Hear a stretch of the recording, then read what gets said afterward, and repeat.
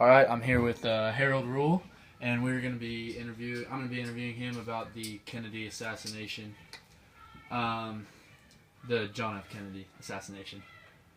All right. So, do you remember the day that the Kennedy assassination happened? I think everyone who was alive then, or almost everyone, not only remembers it but remembers where they were.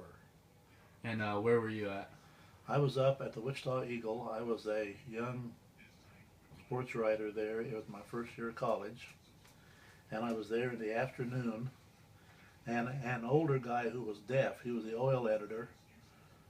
There, there weren't many of us. The floor probably held 60 to 80 people, sometimes 120 different editors and reporters.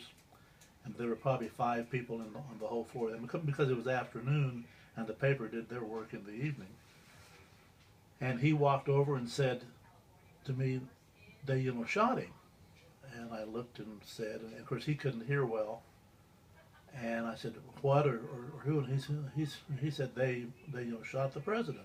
Well, I didn't think it was true anyway, so I went in, and there was another guy there. He and I went in with Ted. There was a wire room that had about 20 teletype machines. It's of that era. They're spewing the news out, making a lot of racket. Well, that time of day, normally they wouldn't be saying much. Maybe say running like a feature story. And I looked at the one in the AP and said Kennedy had been, his said motorcade had been, or shots were heard. It was real fragmentary, and he was en route to the hospital. And about that time, all these machines started to liven up as people started putting in stories. So what had been a quiet newsroom, and then of course some of the editors and the big bosses, they heard about it. In the next 15 minutes, people started flooding in, and everyone wanted to know why or how. And of course, anytime you have a tragedy, the early news is often wrong or pieced together wrong. But that's where I was when it happened. It kind of put the whole country into mourning because Kennedy had been young and vibrant, and they called his administration Camelot because he had kids and an attractive wife. Most of the presidents up to that time had been old, and of course he was very charismatic, good-looking, war hero, and it put the whole country into shock. And all the radio stations went off the air and started playing like very sad mourning music. And the funeral was like 3 days later, and but the radio stations went off of their normal broadcasting, no advertising. Same way with the TVs, and all they would have would just be news events, none of their regular programming. Okay, so, and after this happened, did any, the president got shot, obviously, and the president got assassinated, so was there any fluctuation in any of the, were people rushing to go get oil or gasoline or any resources, because we didn't know, obviously, were people just freaking out, or was it just, no, they kind of calm? The times were a lot different then. People probably just stopped and stayed home. Of course, killing presidents was unheard of. This and that hadn't happened for years and years. So most of the people living then had never been through a presidential assassination, and so everyone was just really depressed and downbeat. Of course, a lot of things were canceled, a lot of events. And but there was no panic buying. It just depressed everybody. And of course, news was very fragmentary. Now you've got dozens of cable news outlets and the net and Twitter and all that.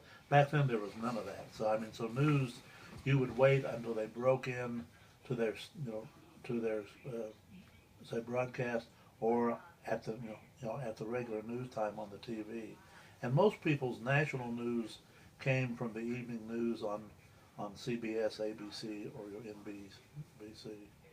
Okay, so there's a lot of speculation around who killed Kennedy. I mean, we've got Lee Harvey Oswald, who's the guy who's been charged with it, obviously. But do you have any theories on who did it or what the motives were for it? At the time, of course, there was lots of action because they they caught Lee Harvey Oswald in a theater. A Dallas policeman was killed then, and then he was killed by Jack Ruby. And so there really weren't the conspiracy theories back then. I mean, people bought it for what it was. Incidentally, I went to the Texas Book Depository several years after that, and at that time, you could go in the room where Lee Harvey Oswald fired the shot, and the window was up. Nowadays, and I've been back there. Nowadays, I mean, you can go in the room next door to it. It's a room probably 10 feet by 12 feet at the most. But now you can't get in that actual room. But I mean, I remember looking out the window and where the motorcade had been. And of course, I was a young man. I was a hunter back then, pretty decent shot. I thought to myself, I don't know how I don't know how I would ever hit a still target there, especially if I was all pumped up wanting to, I mean, do something horrible. And this is a moving target, and what he shot, no one knew at the time whether it was 2 or 3 shots. But I mean, that seemed very, very iffy to me. And then that was really the first time. That was probably, I am guessing 67, but I mean that's just a guess. But really there weren't the conspiracy theories coming out, say right away. They came after the fact. Jack Ruby, who shot Oswald, he swore up and down. He died of cancer in the prison. He swore that he was given cancer in a shot. But I mean, whether that's true, who knows? And then later on, things came out about Kennedy had been dating one of the mobsters' say girlfriends, even though he was married. And then also his brother Bobby had double-crossed the mafia, who had helped Kennedy get in back in 1960. And so then Cuba, Kennedy had tried to overthrow and or kill Fidel Castro. There was thought the Cubans could have been involved, the mafia could be involved. Lyndon B. Johnson, who was the vice president, who became president, he and Kennedy, Bobby and John put him on the ticket to get the votes and to get Texas. After that, they treated him shabbily. Some people thought maybe he had a hand in it, but those things, they kind of grew over time right closer to the time, there wasn't much talked about it. Okay, so as a 20-year-old, 19-year-old in Wichita, Kansas, hearing about this, did it really what was the effect on your life? I guess how did you feel emotionally, and how did it affect anything, any work or anything you were doing? I was just, of course, shocked and saddened, but I was glad